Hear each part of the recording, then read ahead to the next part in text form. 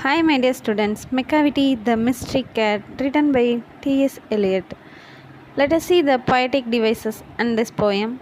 Simile. A simile is a figure of speech that compares one thing to another thing. Similes always use the words like or as. In this poem, he sways his head from side to side with movement like a snake.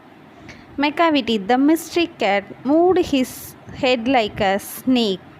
So here the author compared cat into snake. Hyperbole is an exaggeration. It may be used due to strong feelings or is used to create a strong impression and is not meant to be taken literally. In this poem, the poetic lines, he is broken every human law, he breaks the law of gravity. No one can't break the law of gravity, but Macavity breaks the law of gravity.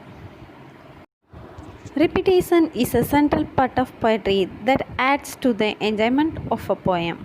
Words, phrases, or lines are repeated to serve a purpose. In this poem, Macavity, there is no one like Macavity. This line repeated in this poem. I might mention Mangojery, I might mention Cradlebone. These lines are repeated in the stanza.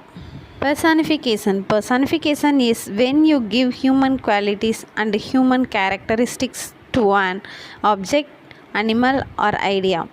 In this entire poem, the author used personification. The author used notorious criminals' characteristics to this Macavity. Rhyming scheme. The rhyming scheme of a poem can be determined by marking rhyming lines of the poem with a letter of the alphabet. The first stanza, first two lines ends bow bow. That is, the pronunciation is same, so we use the alphabet AA. Third and fourth line despair there. Thus, the pronunciation is different, so we use the alphabet B. And this entire poem, the author used the rhyming scheme AA, BB, except 10th stanza. This 10th stanza, first two lines pair there. So the alphabet AA. Third and fourth line known, Cradlebone. So BB. Last two lines time, crime. It is entirely different from the first four lines. So CC. So last stanza AA, BB, CC. So my dear students, learn well, take care of your health.